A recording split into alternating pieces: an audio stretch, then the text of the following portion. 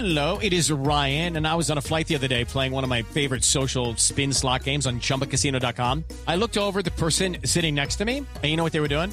They were also playing Chumba Casino. Everybody's loving having fun with it. Chumba Casino is home to hundreds of casino-style games that you can play for free anytime, anywhere. So sign up now at ChumbaCasino.com to claim your free welcome bonus. That's ChumbaCasino.com and live the Chumba life. Sponsored by Chumba Casino. No purchase necessary. VGW Group. Void where prohibited by law. 18 plus. Terms and conditions apply. Cinesmack contains spoilers of the spoiling type. If you don't want your spoilers spoiled, please turn back now. Otherwise, enjoy the show! Gentlemen, let's broaden our minds. Lawrence?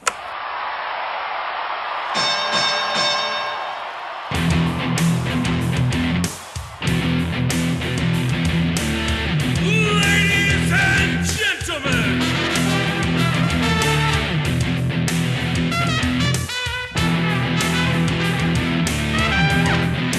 Welcome to the main event! This is Cinesmack!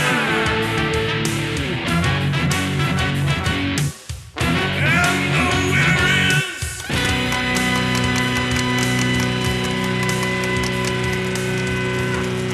Hello, Cinesmacketeers, and welcome to bout number 128 of Cinesmack, the podcast about films by filmmakers. I am your host, Mike Keeler. Joining me tonight is our panel of award-winning judges. First, writer, actor, and director, Mr. Kyle Fine. Movies like this remind me what a coward I am and how I would have never survived in any time but the present day. Second, filmmaker and owner of Arizona Inc. Studios, Mr. Andrew Zumwalt. Down to Guyana or up to the throne, he travels the fastest who travels alone. Nice. Third, filmmaker and owner of One Genome Short Productions, Roald. Keep your heads down. It's going to be a rough fight. Fourth, filmmaker and owner of Cheshire Moon Films, Mr. Tom Haggis. Got a rusty pail of milk and what might be cherries. I'm not sure, but we'll see how it goes. Did you bring enough for everybody? Oh, yes. Did you bring enough for the class? Yes, you all have to start without me. Saving room for the milk. All right, let's poke the monkey. Ladies and gentlemen, allies and airmen, welcome to the main event. Tonight, two epic tales of the world at war meet on the battlefield. Which of them will accomplish their mission and which will fall before their foe? In the first corner, from 2017, written and directed by Christopher Nolan, starring Finn Whitehead, Tom Glynn Carney, and Jack Loudon. Dunkirk! In the second corner, from 2019, written by Sam Mendes and Christy Wilson Cairns, directed by Sam Mendes, starring Dean Charles Chapman, George McCabe, and Daniel Mays. 1917! Number one, as a history nerd, I am ashamed to say that this is the first time I've watched either one of these movies. And as a movie fan and filmmaker, I am ashamed to say this is the first time that I've watched both of these movies. Yeah, they left a mark on me. I've been thinking about it ever since I watched them. So let's just move on. I am also not going to be limiting everyone to a time limit tonight. We're going to see how this goes because I know all of you have a lot to talk about, but I am going to keep track and I will try and keep it at a reasonable time. That's first off. You've lost all control. Yeah. And you just lost a whole bunch of our listeners. I did. Too. They just Oh, there's a Oh, That's why it's their first 4-hour episode. Yeah. All right. First round. Writing. I thought a lot about writing because you are basing movies off of something that actually happened. And for both of these movies, in fact, and you really have to start looking at how do you write that to make it as accurately or historically accurate as possible? Or do you write a story that is historical enough and yet still engages to be able to tell the story of the proud men and women that did their job either on the battlefield, behind the battlefield, and portrayed the event in an honorable sense? I guess I want to start with Dunkirk. Christopher Nolan, a big name in writing epic movies, doing things huge, off the charts, bigger than life. He wrote this movie with a and I apologize if I take any of your trivia, Mike. So just that's my disclaimer right up front.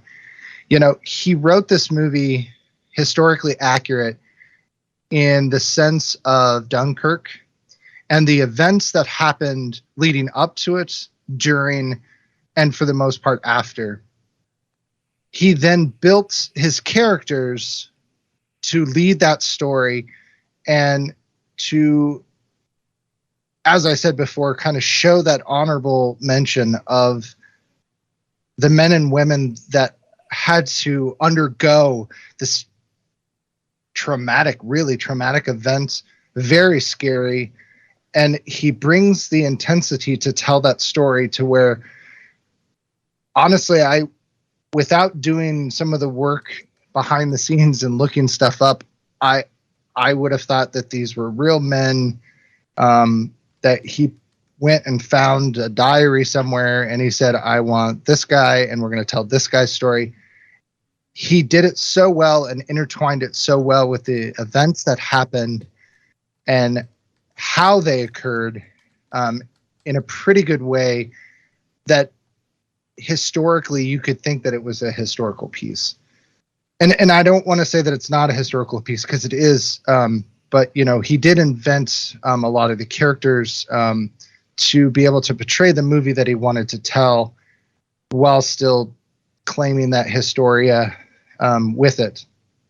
I would flip over to 1917, where World War I, we all know, happened. The stories and the factual events that came out of World War I, we've lost a lot of that due to just age. That war was a very long time ago now. We've lost some of those stories because a lot of them have died and never shared their story, or they died on the battlefield and never got a chance to tell their story, and they were lost souls that, just fought and no one actually knew. And so the fact that, excuse me, that Mendez and I think it's Christy, I think is her name, which I'm not sure, Christy Wilson Carnes, if I remember rightly. Yes, Christy Wilson Carnes. Yeah. I'm really impressed that they built a story around Mendez's grandfather, Sam Mendes, who directed and helped write. They pieced it together from stories from his grandfather, which I thought was quite remarkable for a very difficult time that not a lot of people know. Like, the most common thing to write about is World War II. Most people are the most familiar with World War II. And to be able to succeed a story so well and to know that it was based, let's say, on his actual grandfather, and to be able to build characters around the things that he knew about what his grandfather went through speaks mountains for what he attempted to do for a very difficult time period to film, and a really difficult war to film. Again, the amount of information versus like World War II is not as popular.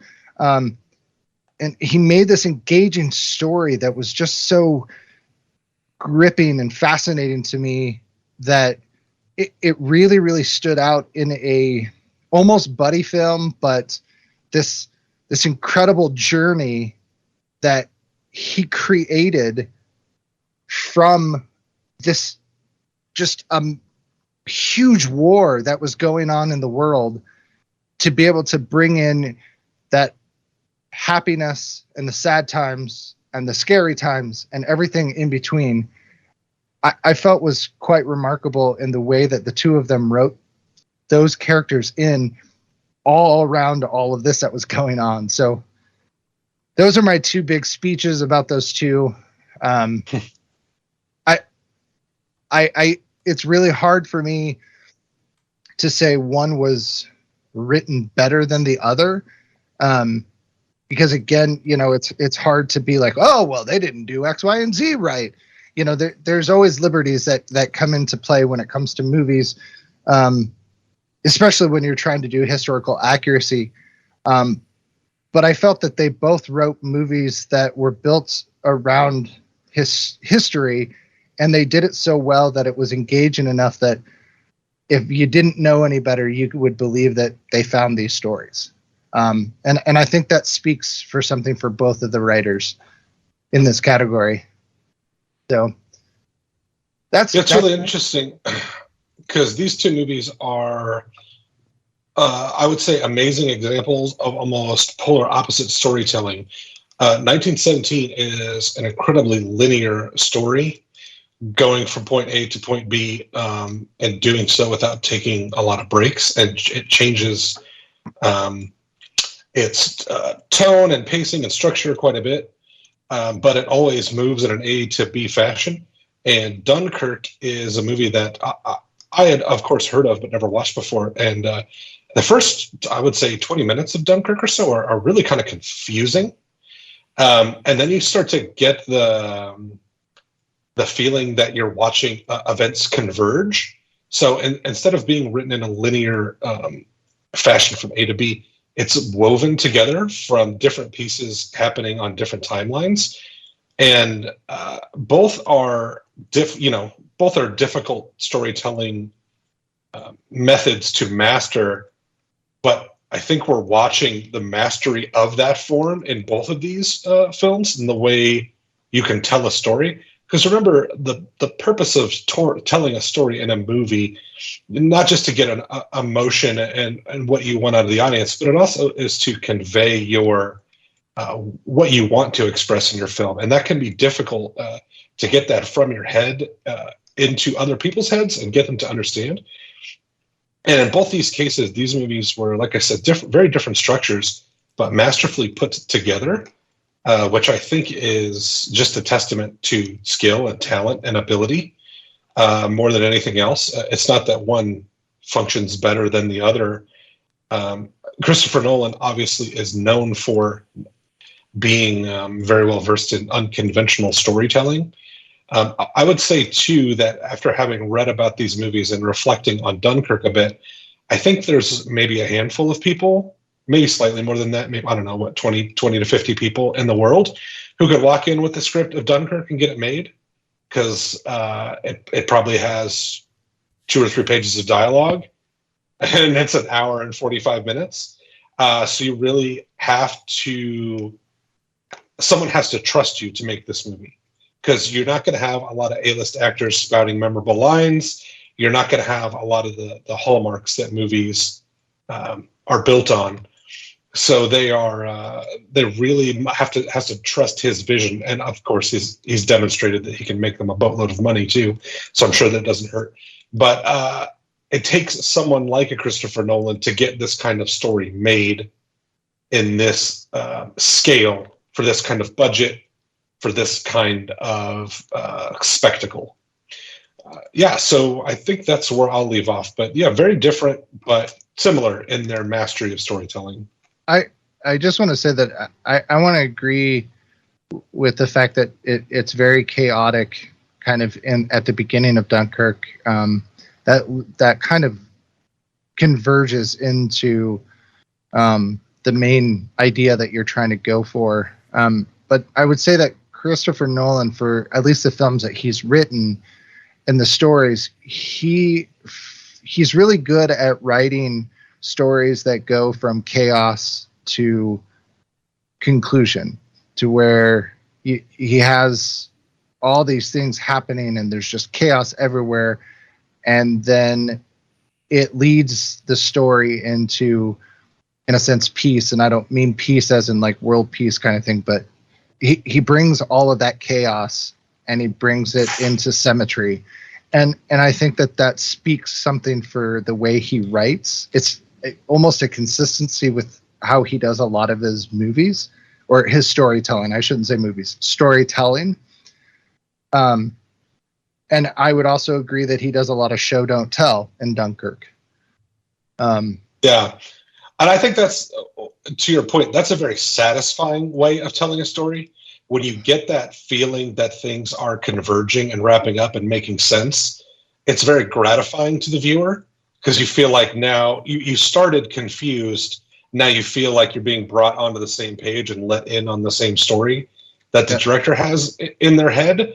And that's a very satisfying feeling. And it takes someone who's really skilled at that to make you feel okay with it, because you can feel uncertain and like confused and start to think this movie doesn't make any sense, it's jumping around. But when it's in the hands of someone capable of telling the story, you feel like you're sharing the adventure with them and not that you're just being confused, if that makes any sense. And a lot of movies and storytelling in general have a hard time fixing their chaos that they create trying to get to that main idea, and it ends up, they rush it falls apart. So yeah, I think that does speak something for a way to look at his perception. Yeah, I think he is I mean, speaking of Dunkirk, it's the, I mean, I can't imagine what it's like going on in his head, and that he's probably exhibit A when people come out with there are no original movies, there's no original ideas. He does such a great job of just finding new perspectives and new way of telling stories, and particularly in the order in which you tell them, so that the story unfolds, and you just kind of get this presentation of the story and these plot points that kind of he lays out in front of you in such a meticulous way that it just makes the ending much more satisfying. At the same time, 1917, its strengths, I mean, the writing was great, but I mean, that's not where its strengths lie, because I think the story is wonderful and amazing, but I think its execution, I think, is where it gets its where it does the best. And I think we'll hit on that more later in later categories. For sure. Yeah. And Christy Wilson Carnes is she's crushing it lately. She did this, and then she Last Night in Soho with Edgar Wright she just did, and she's writing the new Taika Waititi Star Wars movie. So I'm very excited to see what she does next, because she is she's doing some really exciting, fun new movies. So it'll be fun to see what she brings to Star Wars. Yeah, she has a gift. So, and I would be curious between the two of them, between Sam and Christy, how much of it is her influence, writing story-wise, taking excerpts from, again, Sam's grandfather, and where her touch was on it, even potentially the execution that I'm sure we'll talk about, how much of that was influenced maybe by her a little bit too to make that storytelling. Because every writer, I would say, has a hand in how their story is told. At least I would hope so with some of these. But sorry, Gabe. I'm really excited with 1917 because when people would talk about point A to point B stories, my go-to was always Harold and Kumar. Like, they're just two guys that want a hamburger. Like, when I was like basic, when I talked to junior high students and high school students about films, I always used Harold and Kumar because I was just like, they want a burger. This is their story of going to get a burger. But now I have 1917, which is a much more reputable film. They have to get this piece of paper to this guy. That's the whole movie is getting this piece of paper to this guy and all the problems they endure. So thank you, 1917, for getting me out of the Harold and Kumar and everybody thinking I'm a stoner. One of the things I wonder about Dunkirk is, based on the kind of out of order timeline, is how much of it was actually written that way, and how much of it it seems very meticulously planned. So it was probably written that way, but I also wonder how much of that happens in the editing process. Like you have the story, and then how much of it is like, oh, you know what? Because when we've done the 48, we've had that where we write it a certain way, and then it's like we start putting it together, and it's like, well, this isn't very interesting. But if we rearrange this a little bit, it suddenly becomes a lot more interesting. We've got the same story, we've got the same characters, we've got the same footage even, but we just rearrange it. So I do wonder how much of the screenplay was actually written in that order and how much of it was edited into that order. I don't know that. Maybe somebody knows that. If it was any other director, I would say a lot of it is attributed to editing. But after seeing Christopher Nolan for the last 15 years, I really feel like that was on the page going into it, because that's just what he does. Yeah. And I could also believe that he wrote it as three separate stories and knew that he was going to put it all together in the end anyways. Yeah. Well, just otherwise the headline might have been Christopher Nolan shot by editor. All that footage and told me to make Dunkirk out of it, I'd be like, you're out of your goddamn mind. How confusing that would be to try to stitch that together. Yeah. Oh. I'm betting they had if it was was written in pieces so that way they could film more linearly or in appropriate spots. And then later put together. It is possible that the writing was done that way, but then, a storyboard or a planning board actually laid out, well, actually, this is scene one, but it's scene one here, and this is actually scene one over here. And I mean, because people do these weird layout boards of how they want their actual story after they've written it. They'll actually put that stuff down, and it helps to drive that theme that they're trying to go for, and I guess help the editor. Well, and I see these two as kind of different in another sense too, in that Dunkirk to me is kind of an ensemble piece, and this will obviously go into the acting too a little bit, but it's not necessarily that we have some main characters, but it's not necessarily about any one given character or two main characters necessarily, but 1917 it's like a buddy film, kind of. It's primarily about one or two characters, and then they have brief but momentous interactions with various other characters along the way. It's the incredible journey without animals. Right, and then. To me, that kind of plays into something that I mention a lot, and that's character development and how much we care about these characters and what's happening to them and if we want them to succeed or not. And, for me, I felt like there was more character development of individual characters in 1917 because it was about it was primarily about one or two characters.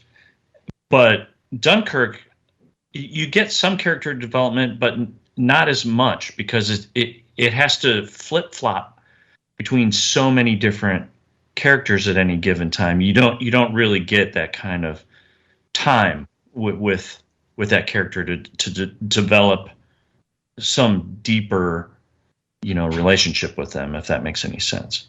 But are they playing? Is the story playing off of the potential that we want the good guys to win, and we're rooting for the Allies just because they're the good guys, regardless of how deeply do I know character X? They're the Allies. That's I want them to win. Yes, it's true, and it may not be necessary in that case to develop any individual characters too deeply, but sure. Yeah, it's just one thing that I noticed. To me, that was the difference between the two. Is that one had more time to get more deeply into individual characters, and the other one just really, because it was so epic and so sweeping and covered so many people, it didn't really have that much time. We did get some, but not quite as deeply as the other. So yeah, that's just, I think I think that's a great thought.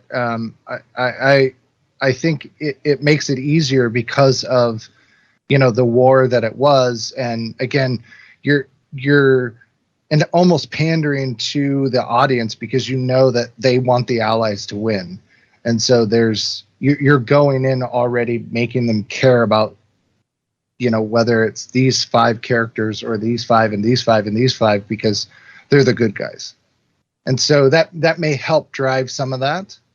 I'm not saying that it's right or wrong, but I think that's an interesting perspective on that.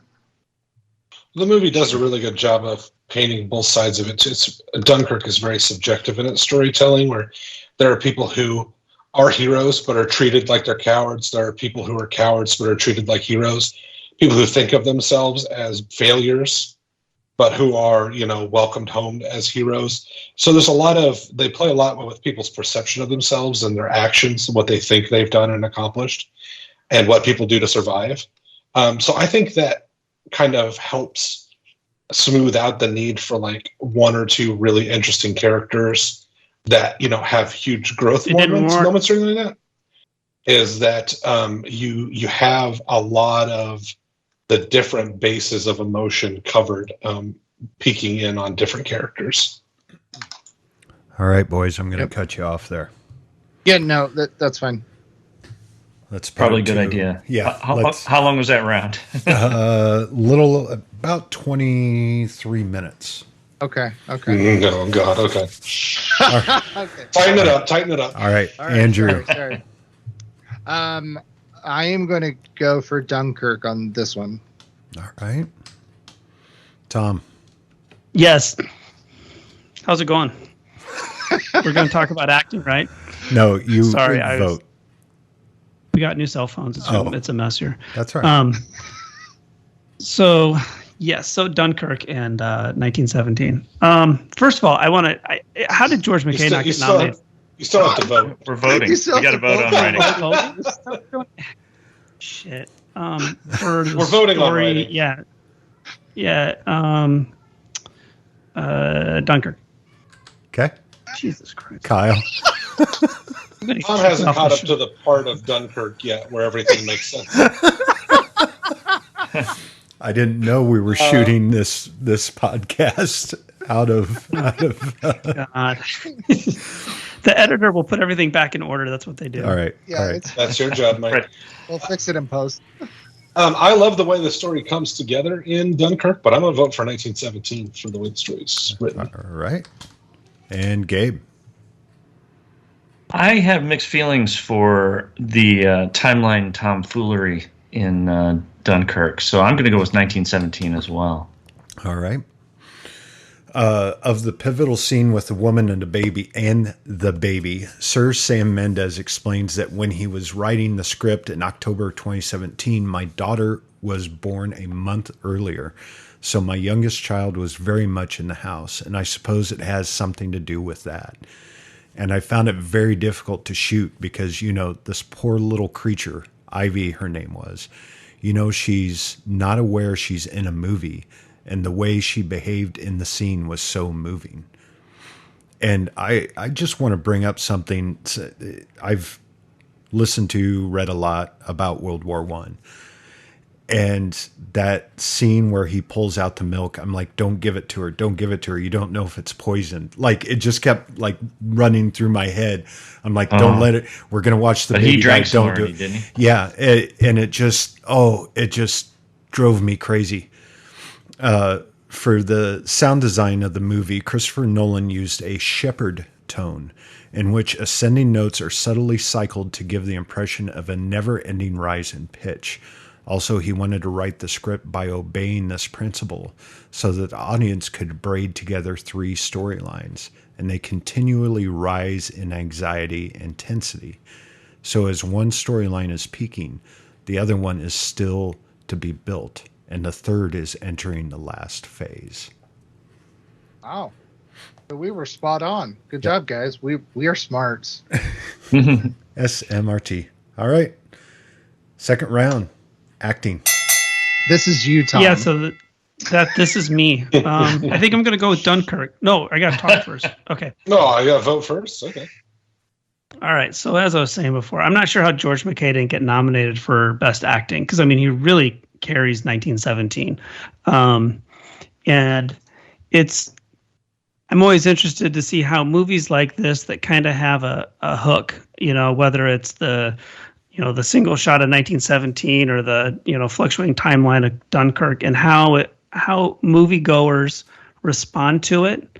It always seems like they're real favorable to it in February, in December. And then as we get closer and closer to like the Oscars, it sort of wears off a little bit and it kind of becomes almost like a little gimmicky.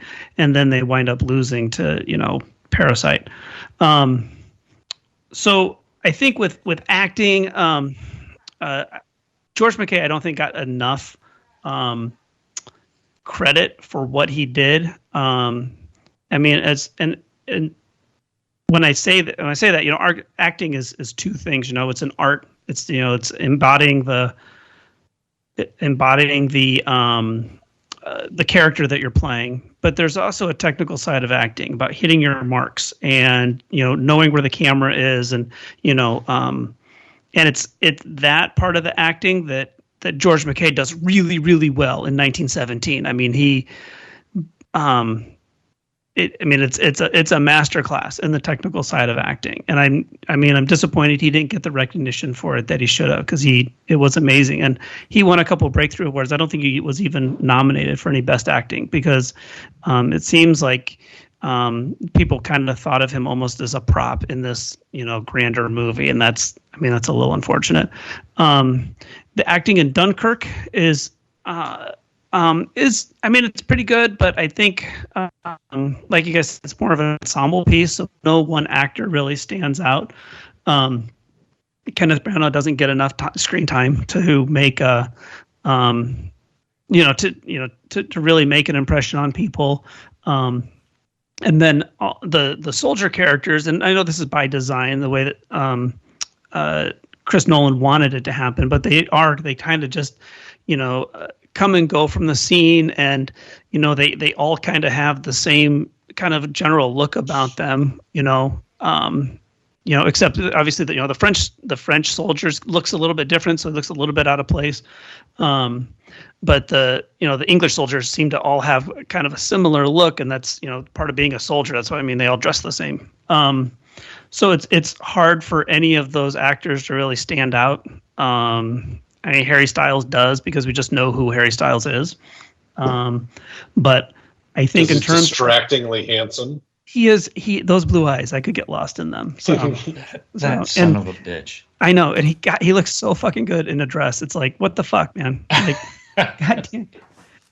So, and it does, he's a hell of a pop star. So, aside from aside from Harry Styles being Harry Styles, there's nobody in Dunkirk that really stands out and kind of puts forth a really, really great performance. Whereas I think in 1917, George McKay, and then for, the first half of the movie, Dean Charles Chapman does. They carry the movie. And it's funny that they carry the movie, and they're also, we're with them, and they're carrying the load of, actually taking this letter to the other side. So That's about it. We can move on to directing. That's it. You're category done. You are absolutely right. I'm just trying to make time. I'm just trying to make time for directing because I know we have a lot to talk about. I'm just going to back you up real quick. George McKay absolutely did not get enough credit for his acting. It's phenomenal. The acting in 1917 is great all around. It's got the guy, I don't know his name now, but he played Moriarty in the BBC Sherlock. If you've watched that, he did. He's fucking great too. They're really good. Yeah, the Are you acting talking in about Dunkirk, Mark Strong? No. Mark Strong is different. Mark Strong is a whole. You want to talk about people I could go on and on about being in love with. Mark Strong. Ditto. If I could choose one man to sound like and look like for the rest of my life, it's Mark Strong. Ditto. He's handsome. He's British. He's a hell of an actor. I mean, he even lent a little air of authenticity to that Green Lantern piece of shit. And I mean, he doesn't even suck in the Brothers Grimsby, and that movie's terrible. But yeah, love Mark Strong. Would love to have his babies if that's possible. I imagine I'd be a real step down for him, though. But anyways, yeah, the acting in Dunkirk, is good for what it is. The best actor in Dunkirk is Tom Hardy's eyes. They're very, very, very good and expressive. Also, I don't know his name, but the old man who is the leader of the yacht that we see going Mark Rylance. To Dunkirk. So I should fucking know him because Jesus Christ, he's a really famous British actor. Sorry for fucking that up, but I knew he looked familiar, but goddamn, he's really, really good. Yeah, he's fantastic. So the acting is good, but it is, like you said, it's much more ensemble piece and hard to say, like, this person is a breakout star. The two main leads in 1917 carried so much of that movie. And as Tom brought up, something you don't think about, the actual act of having to be an actor in a movie, not just emote, but be in the right place, do the right thing. For 1917, I can't think of many movies more difficult to do that perfectly. Critical. Yeah, absolutely. So they deserve major aplomb for that. But I mean, look, these are movies cast mostly full of British people, so the acting is always going to be 7 out of 10. Kenneth Branagh's in this movie, and he they're like, fuck it, it's Kenneth Branagh. He's got 10 lines or whatever. So when you can do that, it's like, okay, yeah, your movie's got good actors in it. You're doing a good. I mean, it's good. Yeah,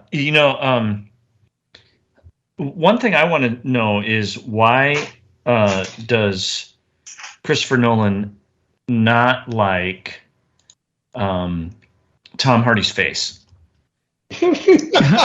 Yeah, he covers men in the world.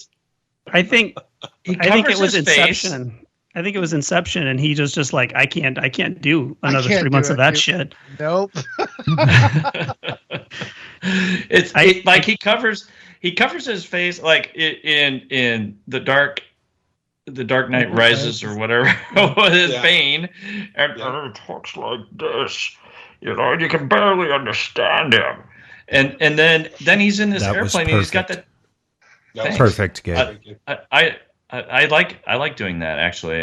The Dark Knight Rises has been on HBO a little bit lately, and every time I watch it, I imitate his voice.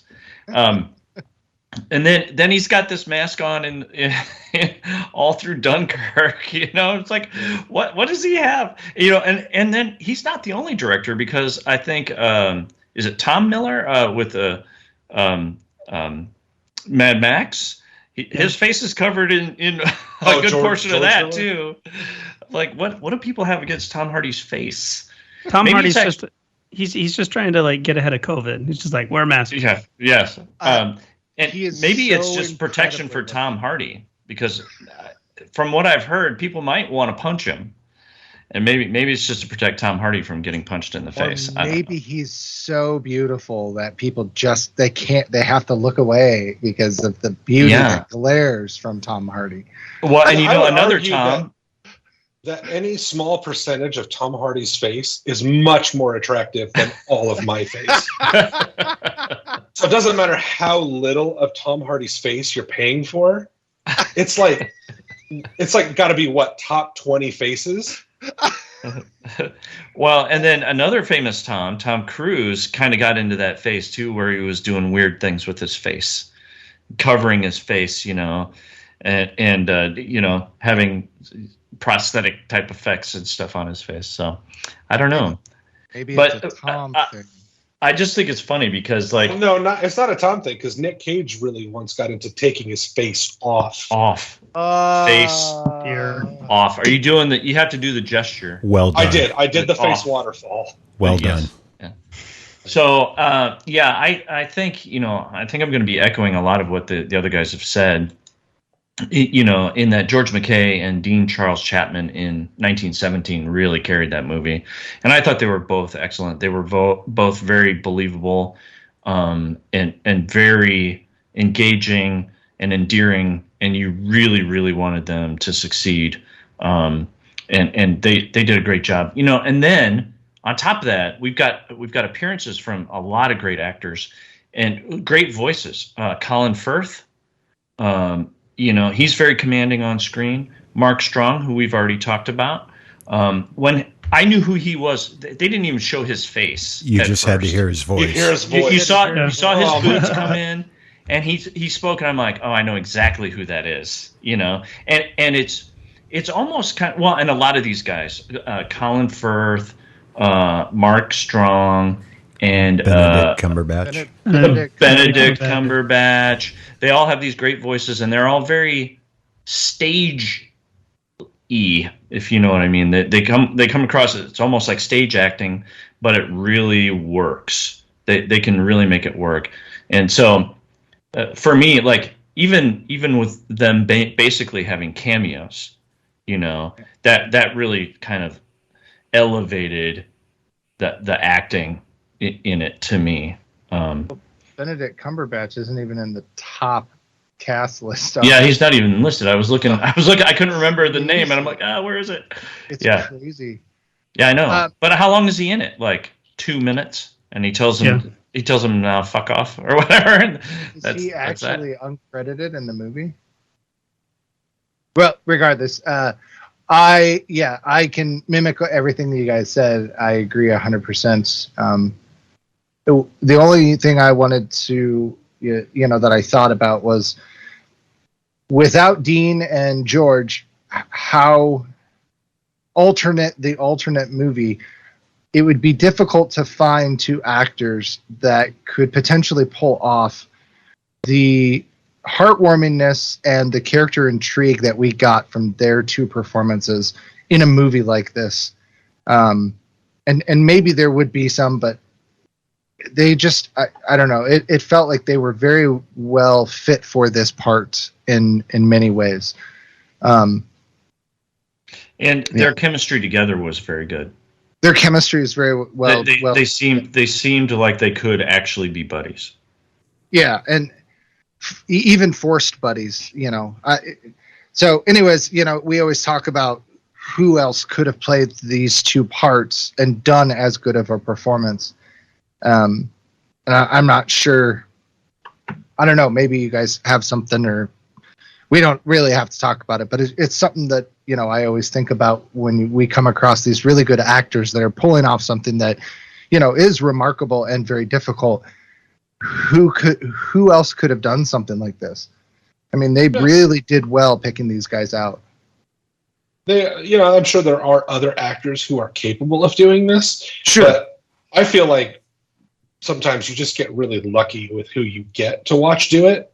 Sure. And you're just like, Jesus, did they nail this? Yeah. Right. Because and I think they have to, because if you screw it up, the movie's not nearly as good. Right. Yeah. If they don't have that kind of chemistry. So I think it's always in hindsight, we look at it and go, man, what a great casting decision. But it's probably really difficult, in seeing a lot of people and the dedication it takes to make a movie like 1917, are some really talented people who just can't hack that. Those two who just actors, can't do it. I mean, those two actors, they led us through the movie figuratively and literally. Like, they led us in this story and through their world, and that to me is incredible. and not an easy task. Let's say there may be other actors that could have done it, but not a very easy task. And I would say that list would probably be short. I think Andrew Scott, who he has a smaller part in it as Lieutenant Leslie. He did a Lieutenant. I'm sorry, I thought it was British. Lieutenant Leslie. He was actually really good too. He's the officer who was giving them directions when they first leave the trench. Yep. Giving the direction about take a left to the dead cow, and then hey, if you get shot, throw the flare gun back so I don't lose it. Yeah. He was really good, and he's Moriarty from the Sherlock series, and he was. It was always exciting when he showed up on Sherlock, and so he's definitely an actor that kind of takes over the screen when he's on. Yeah, that was a good performance, and that's another one of those weird things where it's like such a short performance. It's almost really just a cameo, but so memorable nonetheless. Yeah. All right, are you guys done talking about the acting? Yes. Okay, let's put it to a vote. Tom? 1917. All right. Kyle? Yeah, no disrespect to anyone in Dunkirk, but 1917's acting is pretty spectacular. Okay, Gabe? Yeah, same as Kyle. Both are good, but 1917 for me. And Andrew? 1917, hands down. Okay. Hey, do you guys... So there was somebody named NCO Harvey in 1917, and it's Billy Postlethwaite. It's Pete Postlethwaite's son. You guys don't remember who he played, do you? I love Pete Postlethwaite, and I just cool to see his son. Yeah. The name I have to Google that familiar. name. Yeah, he was Kaiser Soze's Oh yeah. contact man. Yeah. Oh, he was dude, in, if you Google Town. him, you're like that guy. Yeah, That guy. Yeah. So his son's out making movies, which is nice because I know he passed away not too long ago. So anyway, sorry, Mike. Do your trivia shit. That was it. That was his trivia. Yeah. Oh, that's it. Thanks, Tom. Okay. After first-hand accounts of the Dunkirk evacuation revealed to writer, producer, and director Christopher Nolan how young and experienced the soldiers were, he decided to cast young and unknown actors for the beach setting. It took 6 months for the actors to rehearse 1917 before shooting started. The 2 collisions that Schofield has with 2 soldiers were unplanned, but George McKay continued running. The rule on set was to keep acting no matter what until director Sam Mendes said cut. Oh, you mean at that last scene where he was running outside the trench? Yeah, because watching it, I'm like, ooh, I wonder that's got to be. Yeah, that couldn't have I wondered been how many staged. of those soldiers were real in that scene. How many were added? Majority. No, of them. really. Obviously, there were some that he ran into, but there were some that looked like they may have actually been added to make it look like there were more people. There were none. Even the ones he ran into were CGI. He's that good. Oh wow, That's crazy. He is good. Yep. He is good. I'm if Mike doesn't get on trivia, I can tell you a lot about the visual effects and the amount of extras and some of the sleight of hand that they used. Yeah, there's some scenes. We'll definitely get into that stuff. There's some scenes where I'm like, how did they do that? They had to fake a little bit of something there, but it's pretty cool. Anyway, so, all right. I'm sorry. Go ahead. Let's move on to our third round, which is directing. Oh, well, I have the unenviable task of starting this. I will try not to drone on and on and on. I will just bring up a couple things that these movies made me think about. And that is there are, I don't know, let's just make up a number. Let's say there are 100 working directors right now. There's probably many more than that, but let's just say there's 100. So sometimes when you watch a film, you get to see people who are in the top 50, and sometimes you get to see people who are in the top 10. And, Sam Mendes and Christopher Nolan are there or thereabouts around the top of their profession of filmmaking. So it's a joy to watch these films be made. Two things, three small points, and hopefully they'll bring up discussion topics, and I'm sure everybody has their own opinions. One, I bang on about tone a lot. Tone is really important in a movie, helps you stay in a movie, helps you forget you're watching a movie, to keep your tone consistent. Dunkirk does this really well. A lot of it through color grading, sound design, and just the way it's put together and woven together. 1917 changes its tone a lot, from, being kind of lighthearted buddy travel to there are scenes. This is what I was talking to Mike about. There are scenes down in the German trenches that are shot and acted like they are a horror film. They are so dark and tense, and the movie changes its tone quite a bit. And you never lose the feeling of 1917, the film. And that is mastery in its craft. In the changing of tone and emotions and getting those reactions and conveying the story without you ever breaking the illusion that you are watching one narrative, even as it switches and twists and turns. To me, that is mastery of storytelling and filmmaking.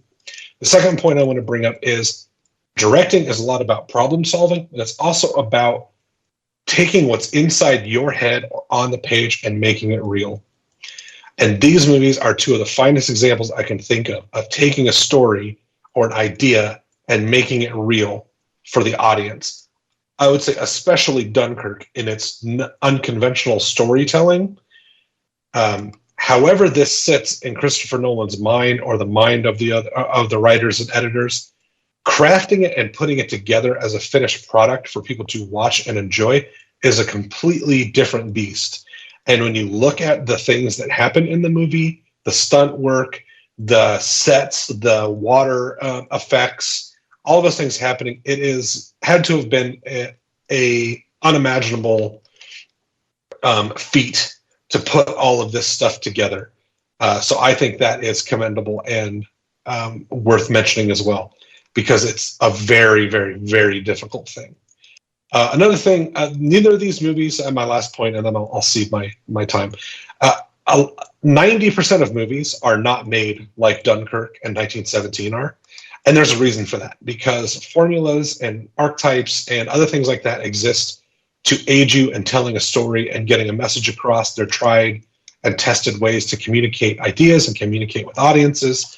But when you see a true master, and I know I just sound like I'm slobbing all over these guys, but when you see a master who gets to break the rules and find success, that's really where the art comes into a lot of filmmaking.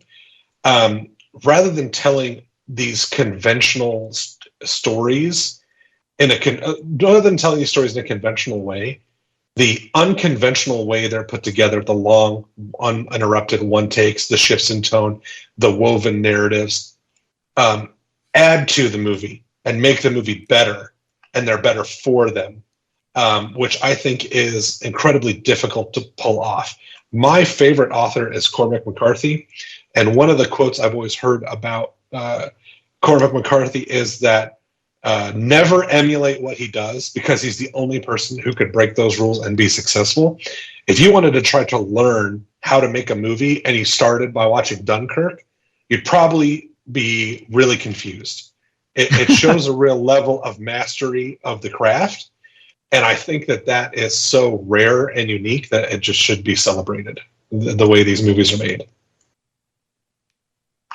I mean, it's kind of interesting, though, because, I mean, you can go back to Following, but also Memento, Chris Nolan did, and see his trajectory. Even Memento is, I mean, it's a pretty bold movie for your first, second film. But one of the, I'm sorry, I'll let somebody else talk for a little bit. Oh no, that's fine. Keep going if you got something.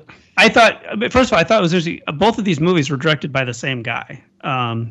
Lee Smith directed both of them, which he would be someone really fun to talk to, because editing these two movies, while the content is similar and they're, they both have this kind of play storyline thing, they're editing them is really, I mean, really seems like two completely different tasks. And so I was really surprised that it was the same editor for both films. Dunkirk, I mean, both. I mean, kind of like what Kyle said, these guys are at the top of their game, and both of them. I mean, both of these films could have gone sideways pretty easily. 1917 could have come off as very gimmicky, but I mean, all of the cuts are so seamless, and just, I mean, you could look for them, but after about 5 minutes, the story's so engaging, it pulls you out of it, and you forget all about it. But then Dunkirk, just the interweaving storylines. I was watching Dunkirk last night with my 15-year-old, and he had not seen it, and so it's kind of fun watching movies like this with the kids, because you get to kind of watch it again for the first time when they're old enough to like appreciate it. And it got probably about 2/3 of the way through, and he just stopped and he's like, these three storylines are just going to come crashing together, aren't they? I go, yeah. But I mean, they don't really crash together, because there isn't like this pivotal moment when they all intersect, but they just kind of graze past each other and then continue off in their own separate directions. The thing with 1917 that astounds me, and this is like the fourth time I've seen it.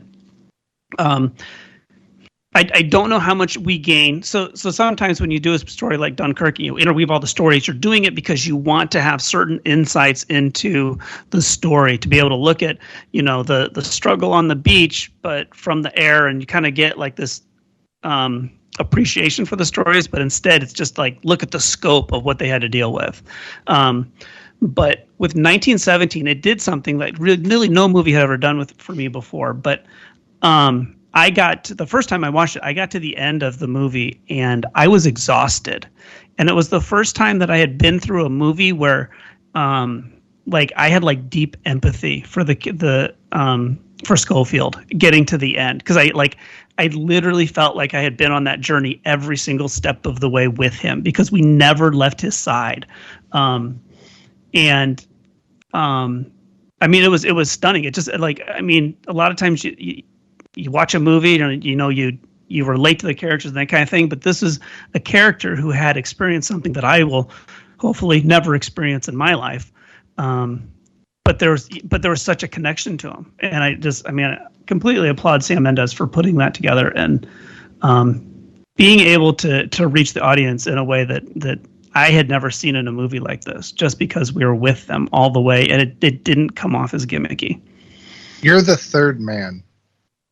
And you're and then you become his like travel partner after the tragic death of his friend. But you really become his travel partner throughout this entire thing.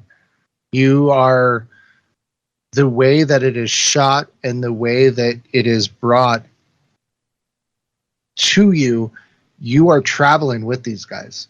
You are no longer watching a movie and watching a narrative. You are now walking next to these guys as they experience it, as they would experience it at their level with them. And I think that was truly remarkable. And even watching it the multiple times, because I had to go back and dissect and try to figure out exactly how they did some of the single shots. It's quite, even some of the ones that I know how they did, and the magician pulls back the trick kind of thing, I'm still very impressed of how seamless it is in so many places, and how they used old tricks and new tricks to be able to give you this story of you being with them this entire time without ever breaking away. That, to me, I think is another level in storytelling, because it really brought you more into the action and their lives and their emotional struggle and everything else in between. And I'm not just watching a story anymore. I feel like I'm almost a part of it. And I thought that was pretty remarkable, that vision, because I can't imagine as a director being like, okay, So we have this amazing movie. We're going to shoot it in one shot. We're never going to cut. And watching the production crew go, I'm sorry, what? Yeah. And have the actors sitting around a table read going, wait, this is a single, wait, what? So to me, to sell that and then to come and actually, produce this masterpiece that is something that is quite remarkable with a single shot. I would agree. It didn't feel gimmicky. It felt like it was just pulling me into the story more than it was, oh, this is a trick. This is a cool thing people can do. Yeah, and that's one of the things too, is that the first time I watched it, I was like, oh, I bet I can see the seams. And after about 5 minutes, you're like, okay, they did a really good job with this. And the story is so compelling and the cinematography is so beautiful that you're suddenly like, oh, well, screw that. I'll watch the third or fifth time I watch this. I'll go back through and look for seams. I'm going to sit back and enjoy the story. That's way more interesting than sitting here and trying to dissect it, And that's the other thing. If the acting wasn't as good, if the story wasn't as compelling, if the cinematography wasn't as beautiful, you could easily pull yourself out of it. But still, after the fifth viewing, you're still just like in awe of what they were able to do, and not just lining up seams and making it seamless, but always knowing where the camera and the actors and the lights and like just knowing where everything needs to be to tell this story. And him crossing the collapsed bridge, I'm just like, I don't even know how the hell they did this. What's the camera attached to get across this thing? Right, and there's another one where there's like a crater. They've just gone over, and they're going. Oh, I can't talk about that. Mike's saying no. That's an incredible shot. It's like, how the hell I'm did not they saying do that? no. I'm like, yes. Talk about that shot. Yes. Okay, I thought he was scolding me. I'm sorry.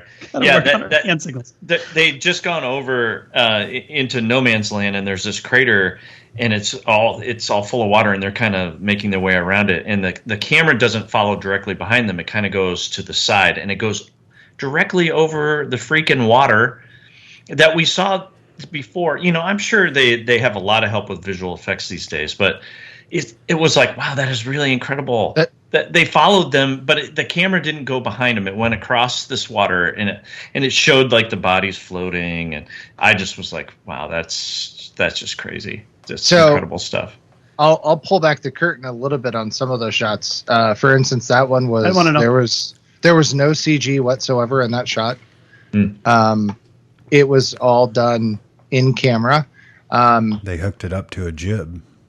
They had a lot of the scenes, even at the end when he's running through all the explosions and such. They actually had a special rig built that was on the back of like a moving truck where the camera was following, and then at some point someone would grab the camera, remove it, and continue following. Yeah. So crazy. I imagine that there's a lot scene of over the water. There's a cable, and the camera's connected to the cable, and the guy's walking right behind him, and then he lets go of the camera, and they take it. And there's tons.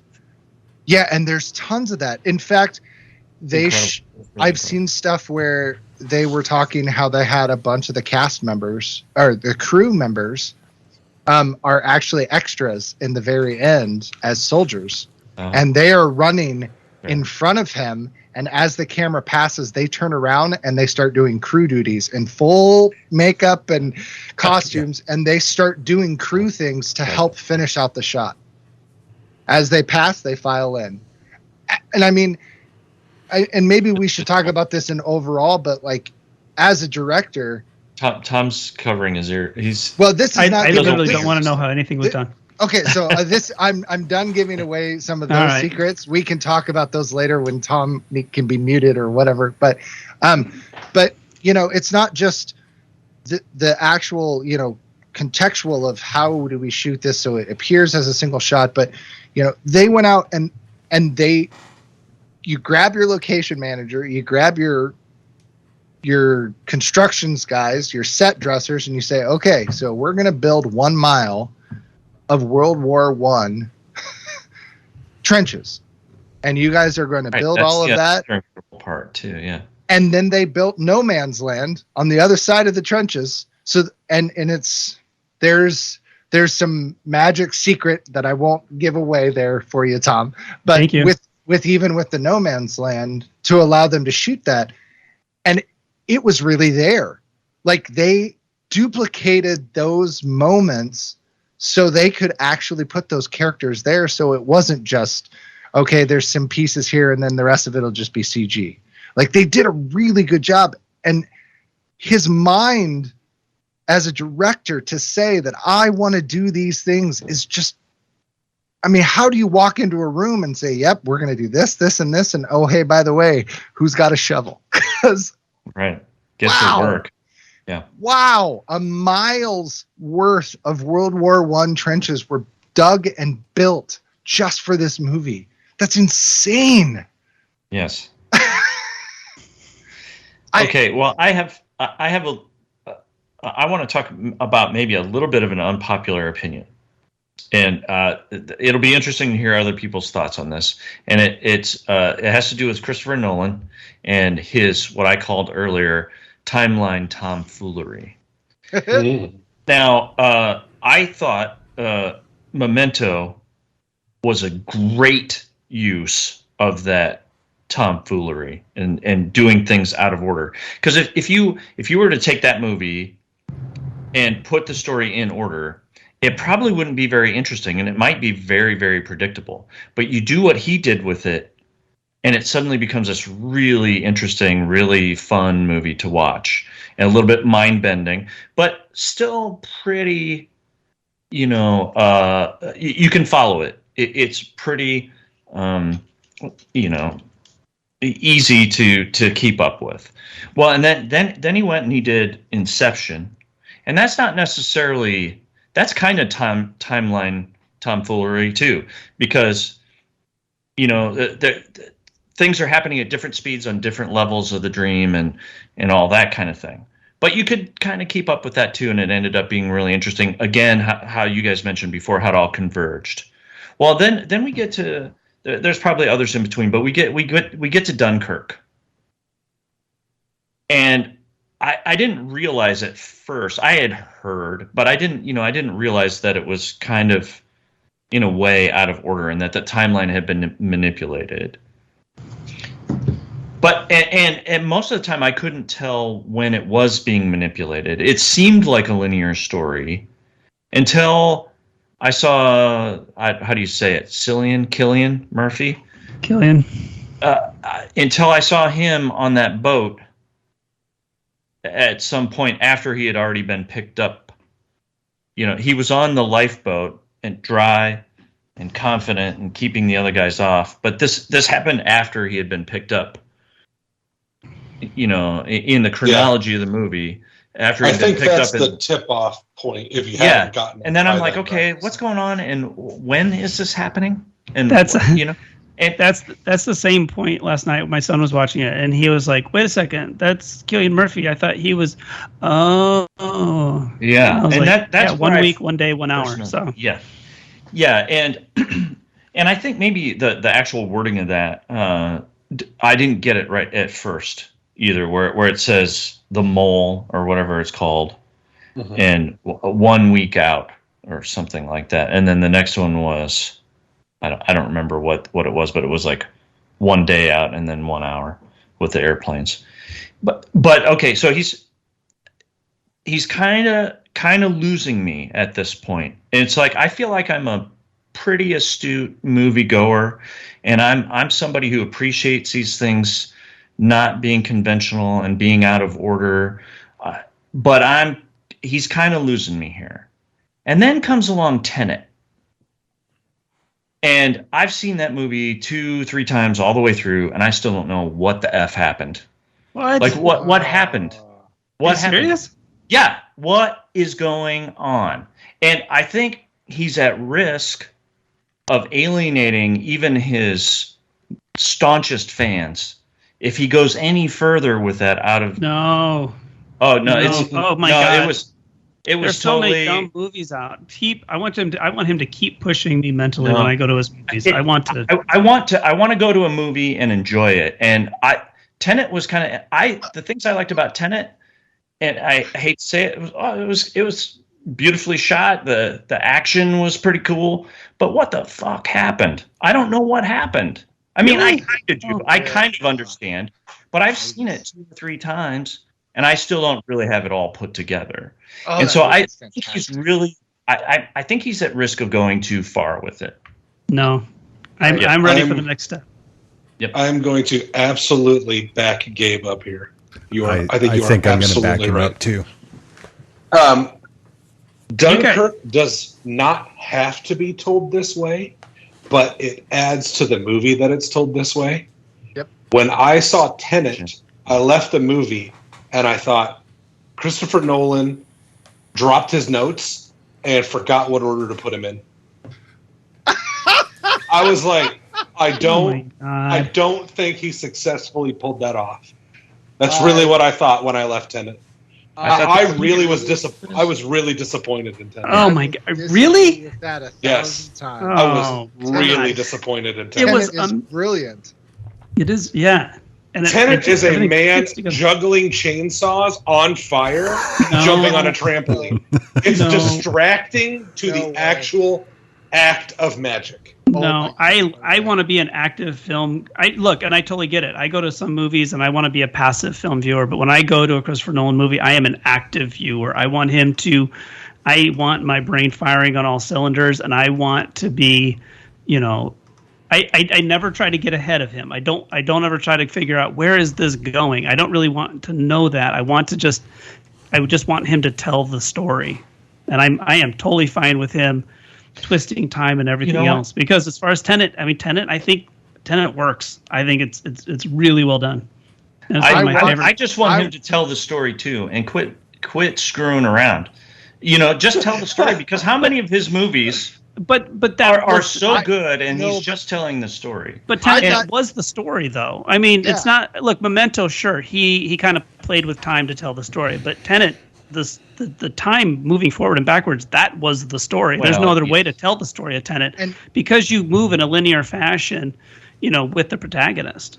But I think the story of Tenet is not good enough for all of the artsy flair he puts into it. No. I do not think the narrative of Tenet warrants all of his magic tricks. Yes. I walked away thinking when I left Tenet and going, oh my God, okay, so let me get this straight. And then my brain was just going 1,000 miles an hour the minute I got done watching that movie, going, oh my God, I so need to see this movie again, because my brain is just like, okay, and then this, and then oh my God. I will remind our judges that we are not speaking about Tenet. Can I just ask one quick question? Did you guys see Tenet in the theater or at home? In the theater. I saw it at home the first time.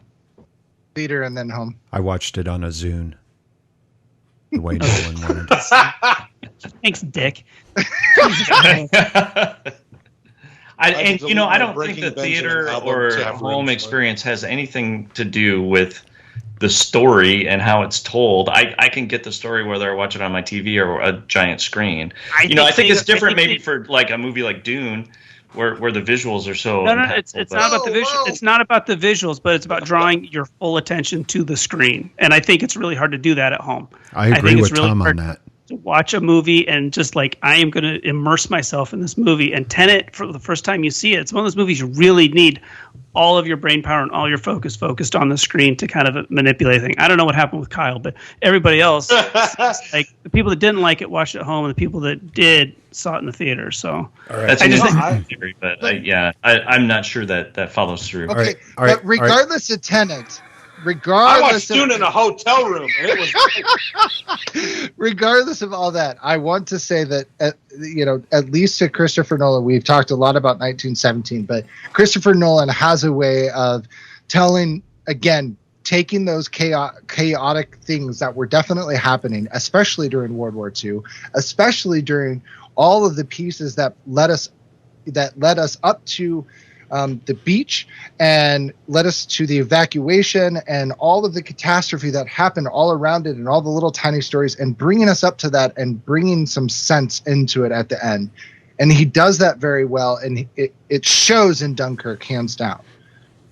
Regardless of any of his other movies, he does that well in Dunkirk. Now, whether or not it added to the movie and you could have just watched the 3 different stories and just cut between them as opposed to interweaving them the way he did, that potentially is up for debate. But he does a good job with Dunkirk in this style. Yes, it adds weight and momentum and satisfaction to this film. Yes, correct. I would agree. All right. I brought us back. There you Thank go. you. You're welcome. Thank you. All right. We're going to put it to a vote since we went off on Tenet. Kyle. Oh, God. This one's so hard. That's what she said. She's never said that. She usually says, is it in yet? Or are you pushing rope again? Tom has no... He's just immune to it anymore. I don't blame him. I'm an awful lot to deal with, Tom, I know. God damn, it's really hard. It's not. She never said that. 1917. I'm going to vote for 1917. All right. But man, it's really close. Tom's gone. Gabe. Yeah, Tom disappeared.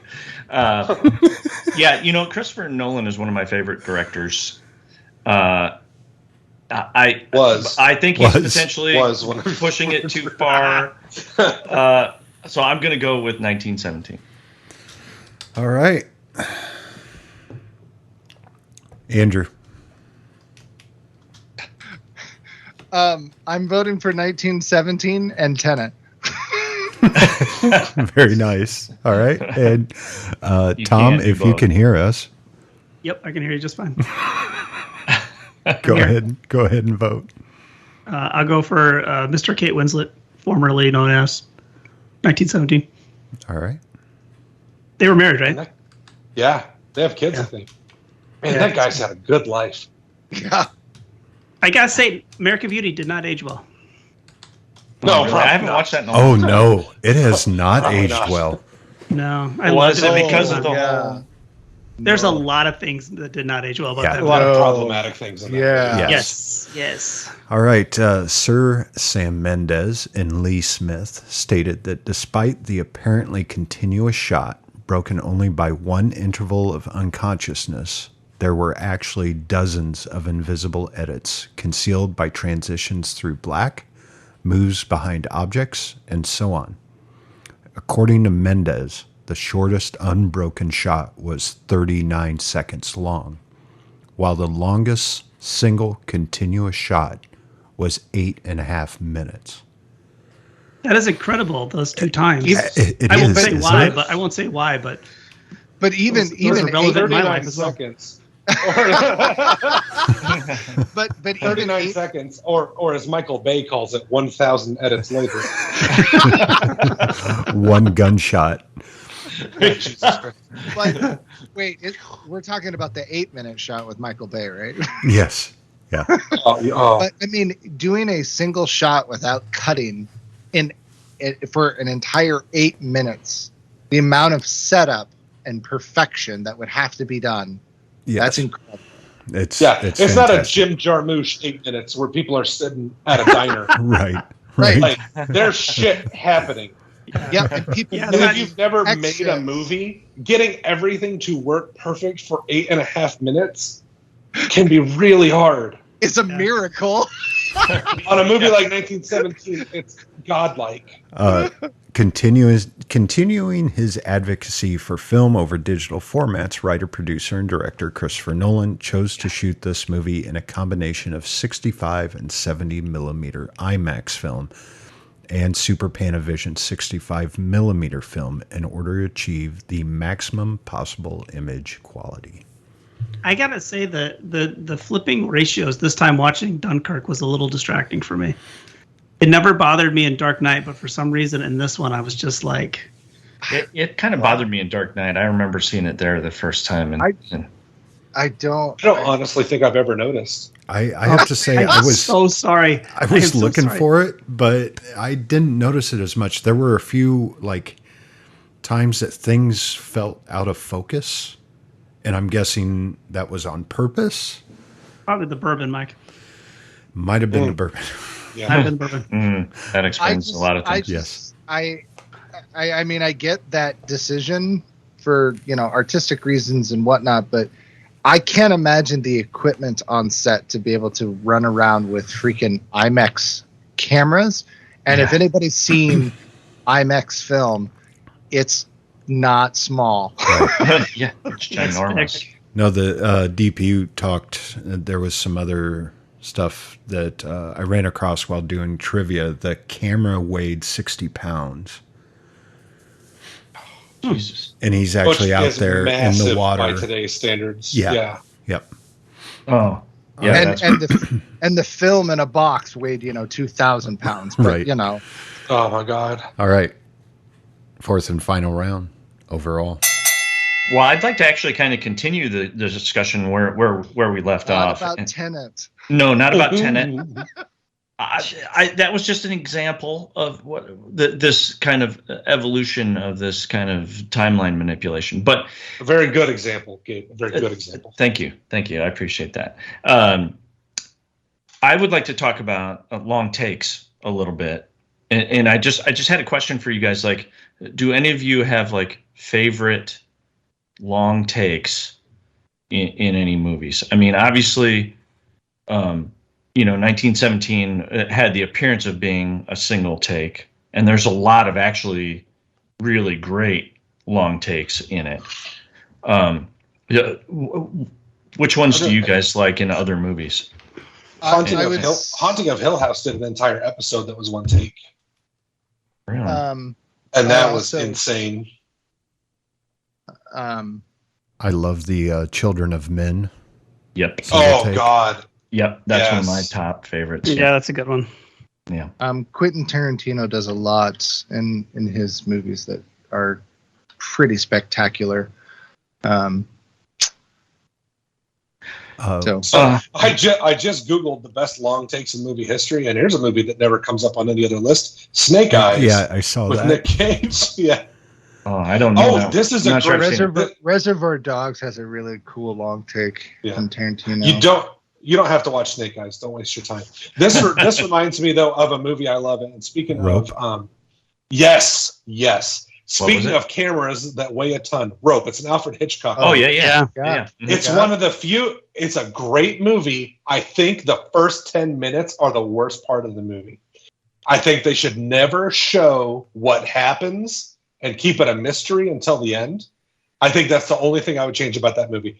But a lot of it is super long takes, and you have to remember this is during a time when you basically rode on the cameras, like they were that big. They had to build the sets on wheels so they could move walls and stuff like that. That's incredible. The camera. I'm going to bring up one. That's 1948. I'm going to bring one up that Tom actually introduced me to, Touch of Evil. Oh yeah. Yeah. Oh, that's a great scene. Mm-hmm. Yeah. Yep. Yeah, and there's some pretty cool moves there too, where it goes up and over walls and follows a car and all that kind of stuff. Yeah, that one's very cool. I was just kind of I don't want to sidetrack us too much on other films again, but I just wanted to know because the single take concept in 1917 is so brilliantly executed. I just thought it might be fun to talk about some other ones that may have inspired it.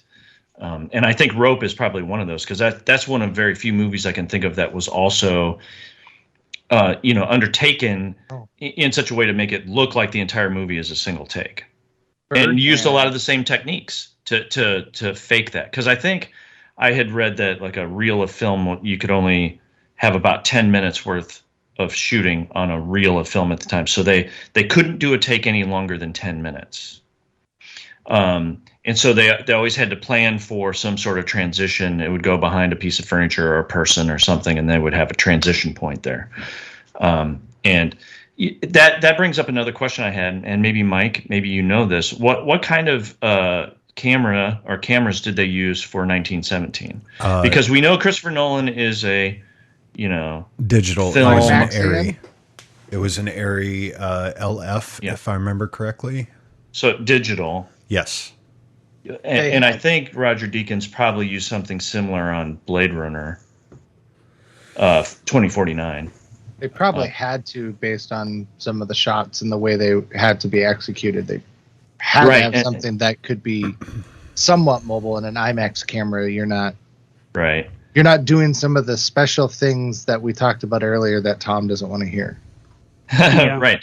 And then, it's smaller, it's lighter, and you can do a lot longer takes with it. You don't have that limitation of running out of film before the take is over. So anyway, and then I think we should talk about the music too. And I think Andrew mentioned, was it you, Andrew, or Mike? Were you talking about the thing with the kind of where the pitch would change? Yes, that was Mike's trivia. Yep. Yeah, and I think that applies to the music as well, because they were talking about it along the lines of like story and editing and stuff too, right? Yes. Like it would kind of like if you listen to the music in Dunkirk, it does the same thing. Kind of it slowly kind of grows and builds, and it's almost at times it's almost not even really music. It's just this drone kind of, and it kind of builds this dread, and it just keeps getting, higher pitched and louder, and it just really helps build that feeling like I'm never going to get out of this, and I think the music is great, and in 1917. I also enjoyed the music, and because it was Thomas Newman. Yeah, which is Thomas because his brother Randy. They're not different. They're not related. No, I don't think they are. They're very different. Their music style is distinct. Their musical styles are very different, so I wouldn't be surprised if they're like not walking on the bridge. Yeah, I know what you're referring to. You have a certain expectation with his music. You kind of get the American Beauty kind of style in your head. And I was happily surprised that his music kind of transcended that for 1917, and that it was a different style for him. And I thought the music was really fantastic in that as well. And it changed significantly based on the scene, kind of like Andrew was talking, or actually Kyle was talking about the tone of the film, how the tone changed over time. Well, part of that was the music, because it did. Well, and again, you're in that, especially with something like 1917, where you are trying to establish a single shot movie. The music is just completely flowing, and there are dips where it goes out because of a scene and then dips back in. But it's not like, again, it's almost like you have a single score in a sense. There's not like, there are movements within the score of 1917, but there's never really like a moment where it's like, oh, that song is over. Okay, next scene. Real quick. Sorry, I don't mean to interrupt. Alfred Newman is his brother, father. Alfred Newman from Mad Magazine. Alfred Newman, the composer, is Thomas Newman's father, and Randy Newman is his cousin. Oh, his cousin. Look at these family musicians. Yeah, it runs in the family. Genetic music is genetic. Yeah. All right. So yeah, you could almost argue that in 1917 the film, the image is a single take, but you could argue that maybe the music is almost like a single take in Dunkirk, because it almost seems like it's just this single kind of thing throughout, that just kind of plays underneath the entire time and just builds that tension. What? I have some trivia for that. Oh, boy. Okay. All right. Well, I'll stop there. No, you don't have to stop. You can keep going. Oh, no. That's it. Those are the things I wanted to talk about mostly. To your 1917, I guess that it felt more like an orchestration or a symphony where you would go and listen to multiple movements of a piece instead of multiple songs or multiple sections. And so it helped drive that story and move things along. And then, it, I guess faded out is a bad word, but it drifted off when you had your moments and your intensities, and like when they're in the trenches and the rat goes for the tripwire and the booby trap, and that moment is silent and it's very intense, and then the music just kind of packs right back in right as you come out of that rubble, and it builds up, and it's like that next movement of the orchestration just slowly, it's like they took a deep breath and then bam, they hit you right back up. And I think that strives to where that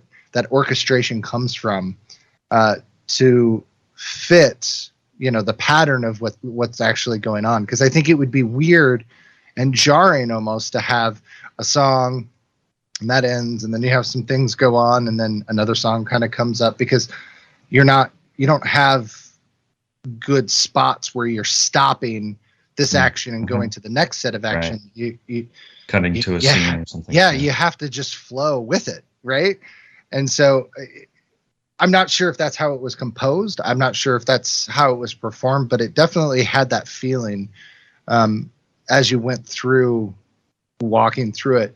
And I would agree that the music in Dunkirk was very, I don't know, I always think of the wine glasses filled with water and the noise you get when you put your finger on that is kind of the thing. There was just these, in a lot of places, just tones and just movement of almost like this is the air, this is the atmosphere, is these tones that are around you. And it's really interesting, different kind of perspective on that.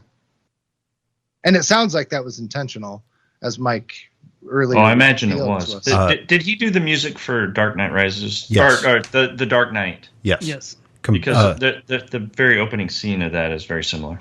Anyway, Hans Zimmer originally wrote the score for the movie as one hour and 40-minute piece. Yeah. Which was never done before. It was split in several different tracks due to practical reasons, but the clock ticking theme is the element that connects all of the tracks in one piece. Yeah. That's insane. That's what it feels like. Yeah. What one of the things that we talk about when we talk about overall is sometimes the rewatchability. I feel like for these two films, it's kind of a wash. Yeah, for sure. I could, if I'm in the mood to watch, it's kind of cool because you're like, if I'm in the mood to watch a Western, there's probably 2 or 3 that I can choose from. But when I sit down, I'm going to watch like a war movie. These two will probably always be at the top of the list. But it's interesting because, it's kind of how do I want to be engaged during, the next 2 hours? Do I want someone to kind of like hold me by the hand and take me on this journey of a story, or do I want to kind of, like I said before, be a more active viewer and watch something like Dunkirk? So I that's one of the criteria that we normally talk about that I don't think kind of applies here, at least for me. So I'll rewatch this movie. I'll rewatch both these movies, a dozen times before I'm dead if I live that long. Same. I could watch both of these definitely over again without hesitation. And there's so many different ways to watch it. You can watch it from like just as an audience member. You can watch it as like a filmmaker, as an educational. I mean, it's a historian. I mean, it's they're both just marvels. And it's funny because when we started Cinesmack, the original idea was let's do where we try to look at bad movies and find good in them, but it's these episodes where we're talking about 2 really good movies and we have difficult discussions about what is better, and people are hemming and hawing when we get to the end and voting. I think these are the ones that I really love talking about the most. I like talking about good movies rather than shitty movies. Well, Yeah, I like Who saw spending that? my time watching good movies as opposed to bad Yeah, ones. I was going to say I like Yeah. watching good movies over. It's fun to talk about bad movies. They're not much fun to watch. Yeah. Yeah, sometimes they are, but a lot of times it's not. It's I like, feel like oh my you have to be god, with other people. Have you ever watched a bad movie alone? I feel like it's not nearly as fun as if there's like 4 or 5 people. Correct. I'm always worried It's somebody's true. going to walk in and be like, "What the fuck are you watching?" Oh my god, You're going to be embarrassed. it's my for a life. podcast, really. You're Yeah, talking it's about like- my life. It's like you get caught. It's like, wait, no, I was just flipping through the channels. Really? Yeah, but then somebody walks in and you're halfway through 1917 and they go, "Aw, you started without me." Yeah, You know yeah. that. I mean, sorry.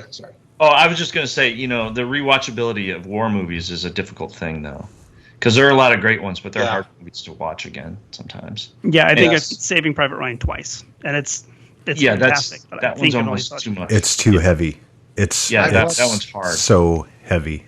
So Yeah. a good example for me is I watched Schindler's List once, Yeah, same. and it's just it was a really difficult. It's an amazing, and I know that it comes from Steven Spielberg's past, and he's always wanted to make the movie, and he feels that it's the peak of his movie making. He has said it in his interviews and his documentaries.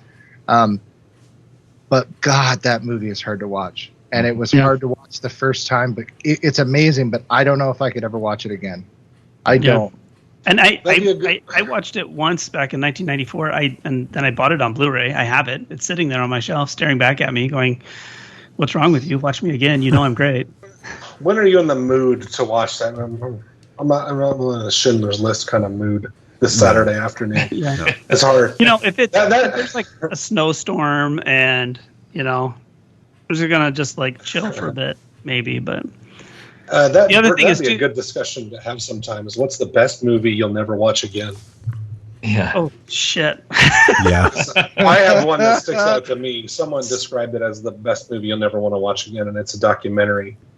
And now I can't remember the name of it. Jesus Christ. Let me Google it real quick. Did you doing that? watch It's it? called. Yes, I did. It's called "Dear Zachary: A Letter to a Son About His Father." Yeah, I've heard about I it. don't know if anybody's ever seen it before, but it's probably the best movie I will never watch again. nice job, dude. You didn't do your recommendation. Yep. No, dude, I don't know That's that I would recommendation. Nope. I don't know that I would recommend watching that movie to a lot of people. You'd really have to be someone who I'd be like, you can handle this movie, or like you would find this movie interesting. But it's that's probably one of the best movies I've ever seen. That I don't think I'd ever watch it again. One of the other things, like I said, I watched Dunkirk with my son, and we watched it over 2 nights, and we split it up. And he wanted to watch 1917 tonight, and I had already watched it for the podcast. And I said, 1917 is fantastic. I go, but I got to tell you, you have got to sit down and watch it in one sitting. You can't break it up into 2. Yeah. Yeah. I go, you'll break the magic of it. The second, third time you watch it, sure, you can watch it in pieces, but you got to have full focus and 2 hours uninterrupted and just go on this journey with them. So, how often does that happen? Where you're just like, 1917, if I see it on cable, I'll just be like, well, I can't get dragged into this. Yeah. I can't go with you on this today, guys. These are examples of rare films. Like these are not typical movies, right? We talk about them, from a filmmaking standpoint, but they're, the cream at the top of filmmaking. Most movies made are worse than these movies. That's completely subjective, but the only thing I had to overall is do yourself a favor and watch these movies. Watch good films. They're so rewarding and entertaining, and I know I'm probably preaching to the choir if you're listening to a filmmaking podcast, but damn, these movies are so satisfying. And they're out satisfying. there. Yes, they are. Go find They're them. They're so satisfying to watch. They're just so technically, Yes. Like you perfect. mentioned earlier, you can watch these movies with 4 or 5 different hats on. You can be an engaged participant. You can watch them from a technical eye. You can watch them from a writing standpoint. A lot of times I watch these movies and I go, how the fuck did they do that? Because I know, right, it probably takes 100 people, 200 people to do some of this stuff. But getting those people on the same page, doing the same thing all at the same time to make something happen is as close to magic as I can think of in real life. That stuff is endlessly fascinating to me. Yes. Hey, Mike, do you have any trivia regarding the historical accuracy of these two movies? As far as I do have a couple pieces of that, but I was going to wait till you guys were done talking, and I was going to try and say my piece as a fan of history, if I could. And I did touch a little bit on that, Gabe, during my writing, if you were paying attention. I did, yeah. Yeah, all right. But that's okay. I mean, obviously...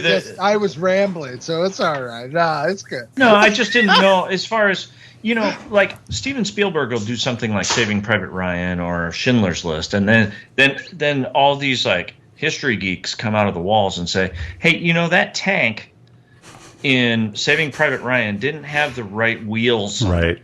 Right. And I sometimes wonder why a filmmaker would ever want to take on a historical war movie. I have that problem with Wonder Woman. They show a British tank in a German base, and it drives me crazy. But that's not what a carbiner sounds like when you fire it. I'm sorry. One of my nitpicks. And it's just a small one because it was with Dunkirk about the lack of anti-aircraft fire coming from the destroyers. Like that just really bugged me. I mean, I know they showed them getting the guns ready and all that, and then they would cut somewhere else, but that just really bothered me. And I don't know why. Like it's one of those history nerd nitpicks that kind of took me out of the film for a little bit, but then I was drawn back in by, of course, the storytelling. The landing on the beach at the end of Dunkirk really bothered me. I've talked to people about how accurate that would actually be, and that would be very difficult for him to actually pull off. Actually, I have landing the airplane on the beach. I have a story about that in my trivia, but look at that! I'm glad I brought it up. If I can, I just want to go. I just want to speak real quick. For me, the difference between 1917 and Dunkirk is, of course, we all know how both wars turn out, and watching Dunkirk, I know how many of the soldiers are taken back, right? I know the number. I know how many are going to be saved. So that kind of took the tension away from the film for me. Like the tension for me was, of course, seeing them trying to save their own lives or the others trying to save them. But I knew in the end, the majority of them were going to be off of that shore. Right. With 1917, like these were not historical characters, and I know how horrible that war was in the trenches, and there was tension constantly there. Like I believe I text Kyle and I said, I haven't moved from the edge of my seat. Like I was literally perched on the edge of the couch watching the movie the entire time. Because I was so unsure of what was going to happen to our heroes, right? Mm-hmm. And knowing more, I know a lot about both wars, but I've studied World War I a lot. And when they talked about the Germans retreating, they're not over there. I'm like, oh my God, this is when they moved to the Siegfried Line, or what's known as the Hindenburg Line. And I'm like, oh, I wonder if they're going to show how nice their barracks were and everything in the trenches. And sure enough, they go down and they show them. I'm like, oh, I wonder if they're going to show that there were a lot of booby traps around. Then the rat happens. And I think the reason I was so scared about the milk was because they would leave poison in the milk. They would, they literally, I mean, you saw it. They cut down the cherry trees. They killed the cows. They would also, over bridges, they would put large shells from artillery and put them down. So when the right amount of people would be on it, or when a truck or a tank would drive over it, a nail would puncture the shell and it would explode. Like there's all these things that they did when they retreated back just to hinder the Allies and also to deprive them of anything worthwhile. So for me, watching 1917, I was constantly like, oh, I wonder if they're going to do this. And they do it, or they show it. Oh, I wonder if this is going to happen. And it was, like Kyle said, there were certain points where it was like watching a horror movie. And I think that's a testament to both of these films as to the courage and also the humility of war and what it can do to people. Like, I mean, what those men and women and children and everything else lived through and saw. And it feels to us like a horror movie. I just, it's the best way to be anti-war ever, right? Is to study history and actually feel something connect with you, and you watch it on that screen and you're like, no one should do this. No one should ever have to do this. So that's all I wanted to say, was just how powerful both of those movies are and how much it should hit you in your humanness about how wrong any of that is. And we're watching it through a mind's eye. Correct. Those people, that was every day. That was life and for totally them. uncertain. Yeah, they didn't know any different. They show the people in the broken houses and broken farmlands, and that was normal. Yep. To them, and that I guess that in perspective, really was captured, I think, in a lot of those moments in both of those movies, of how just detrimental life was to those people, that this was normal. Right. And that's sad. And I think it's also a testament, I can't remember who said it, but courage isn't the lack of fear. Courage is acting with fear, with that sense of fear. Being able to do afraid something. and doing it. Yes. Doing yep. it still. Yeah. Yeah. So, sorry, I studying war. Studying war is one of the greatest ways to become anti-war. Absolutely. Never forget that Dwight Eisenhower, who led Allied forces, his final speech was telling people, stop going to war. Yes. Don't build an industrial war complex. Yep. Right. Yep. So, all right. I've always found the quote very impactful of, during peace, sons bury their fathers. During war, fathers bury their sons. Yep. And it's so true. And again, you look at, these actors and how young, I mean, these guys are pretty young as actors, but there were men that were younger than this that were in World War I. Yes. And World War II. Yep. Mm-hmm. Oh yeah. So it's amazing. It's very impactful. All right. Let's put it to a vote. Gabe. Yeah, this is tough. These are both just fantastic movies. And like Tom said, this is one of those ones where we hem and haw and try to decide. I'm going to go with 1917. All right. Andrew?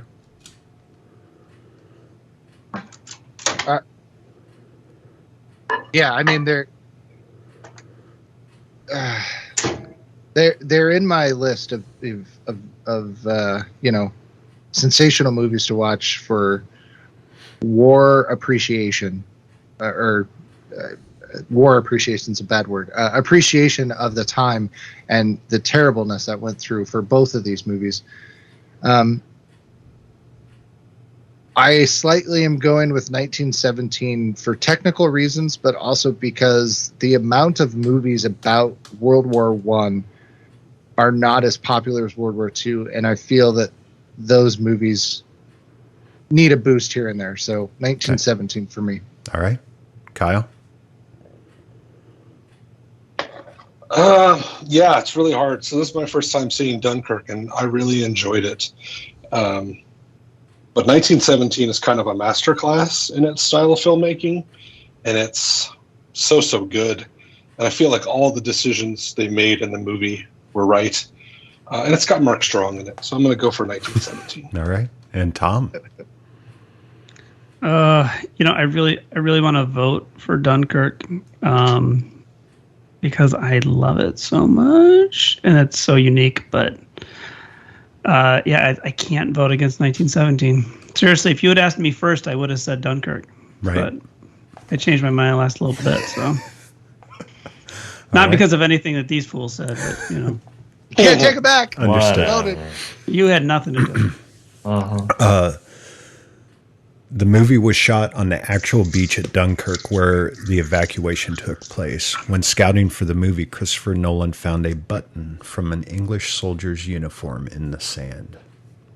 No way. That's not true. That's crazy. That's bullshit.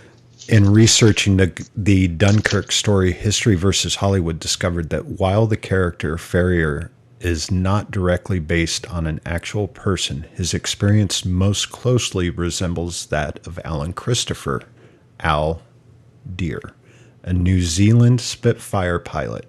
Ferrier's fictional experience is similar. After shooting down several German planes, he was forced to crash land east of Dunkirk, likely on a Belgian beach. Unlike Deer, Ferrier is captured in the closing shots. Deer famously got back to England after punching a naval officer in the face when he refused to let him on board. During his combat career, Al shot down 9 times, surviving all incidents, and chronicled his experiences in his autobiography, 9 Lives. That is amazing. That's incredible. Why didn't make a movie about Why it? didn't they call his book? Should have called his book "The Worst Pilot I Know." Never landed. Shot down 9 times. Never landed. An extra said, 9 times? The lighting rig used in the burning church was 5 stories high and consisted of 2,000 1K tungsten lamps, a total of 2 megawatts. It was one of, if not the largest lighting rigs ever built for a film. According to director Sir Sam Mendes, the burning church was the largest rig ever created by his DP, Sir Roger Deakins. The myriad of light was transformed into the blazing inferno by the visual effects department. The flames were the visual effects, but they actually used real.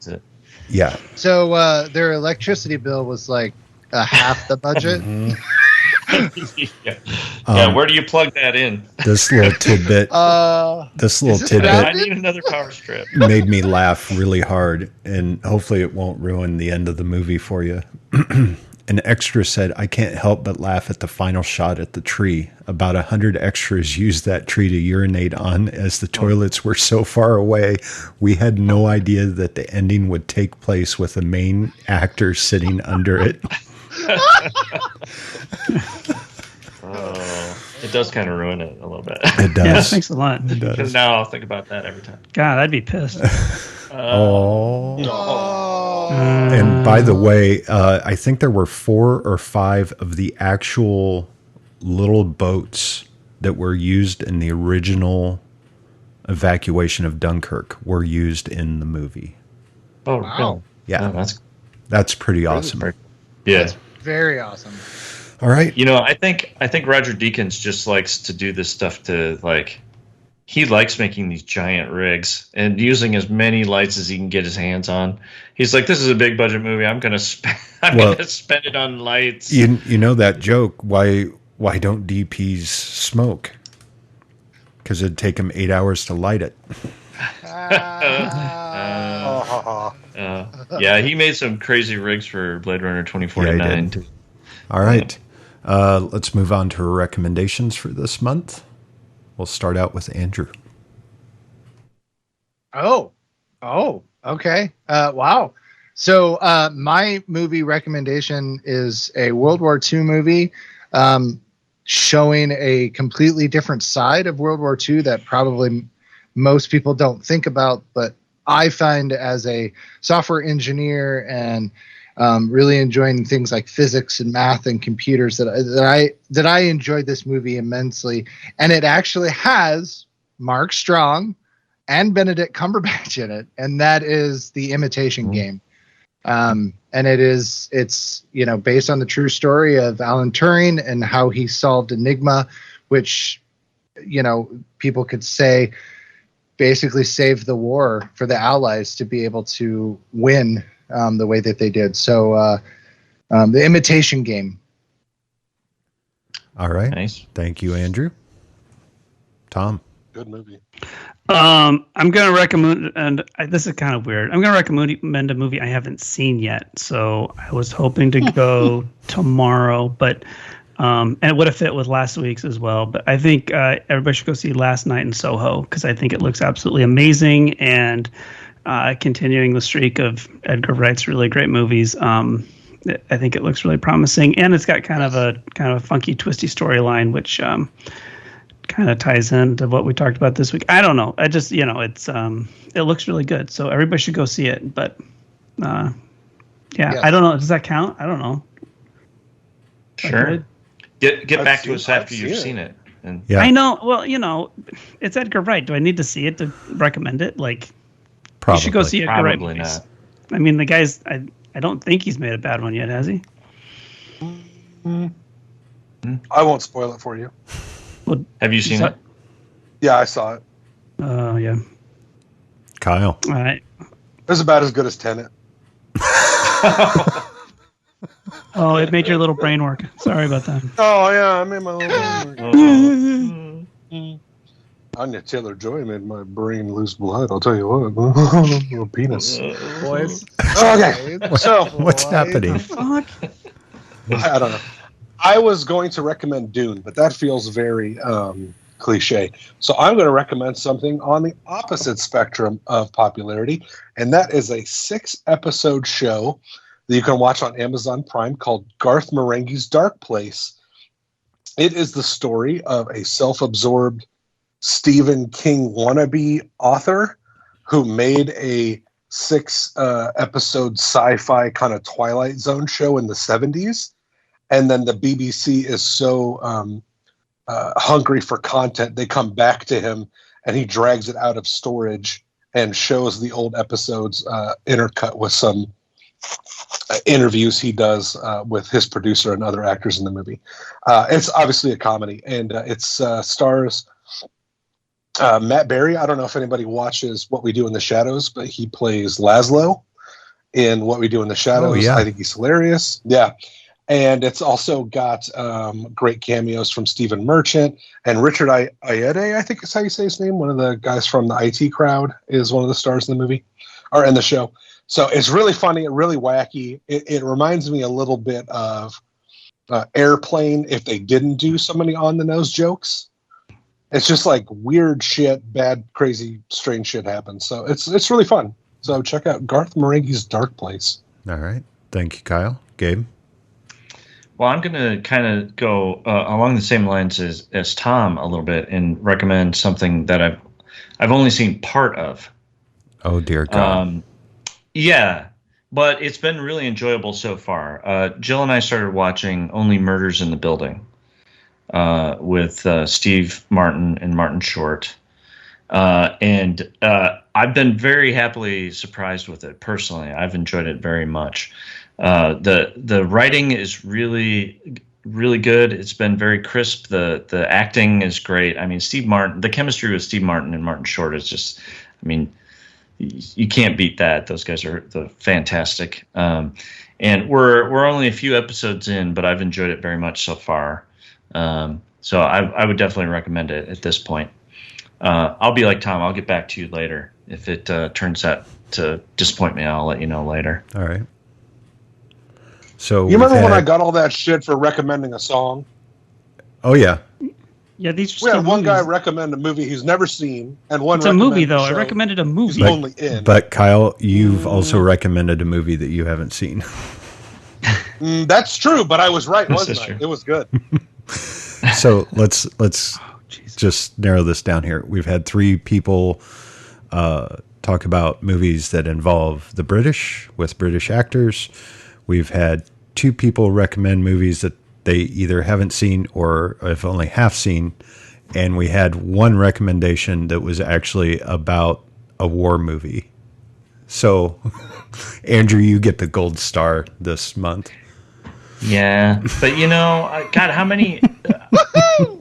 I don't know if I have very many war movies left that I haven't seen, that I haven't recommended.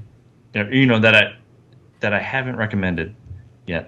I'm sure there are plenty of war movies to watch, but it's like I couldn't think of any that I hadn't already recommended. Well, mine's going to be like 4 Starship Troopers. You can go watch those. Starship Troopers 4. Just watch half of it and recommend it next time. Yeah, let us know how the first time. I'll recommend it without watching it. All right, so mine is a war movie directed by Steven Spielberg, but it's not the one you're thinking of. It's all about a horse. 1942. Tintin. No. 1943. War Horse. Oh. It's a movie set during World War I, which will also show you the horrors of war. It also has Benedict Cumberbatch in it, and Tom Hiddleston for the ladies out there. Directed by Steven Spielberg, and it stars Jeremy Irvine, Emily Watson, and David Thewlis. He was in Harry Potter. Based on a was it a Broadway show? Yeah. Yeah. It was a play. Yep, it was a play. Very well done. Wow, shows you how bad war is, but also, being a horse that mainly brings up gear, and this horse happens to be given to the British cavalry. And if you know anything about World War I, cavalry does not fare well in World War I warfare. So, yeah, check out War Horse if you haven't seen it. Also, it's based on a true story. It is. All right. Let's poke the monkey. Find out who won. Ladies and gentlemen, may I have your attention, please? Your winner by decision is 1917! Did not see that coming. Yeah, me either. No. That makes it seem so lopsided, and it's really not. It's just not. 1917 is incredible. Yeah. And once again, we're saying one movie is better than this movie, not that the other movie is awful. No. So, in not this case, by any, yes. Yeah, in this case, yes. All right. We would appreciate it if you could leave us a review on iTunes or whatever podcasting service you use. It helps us reach new listeners. If you like us, tell your friends. If you hate us, tell your enemies. You can contact us at cinesmag@gmail.com. Follow us on Twitter and Facebook. Just search Cinesmag. For December, we celebrate the start of our 12th year with a genre-bending Christmas smackdown as Fat Man takes on Krampus. For Kyle, Andrew, Gabe, Tom, and myself, thanks for listening, and go catch a flick.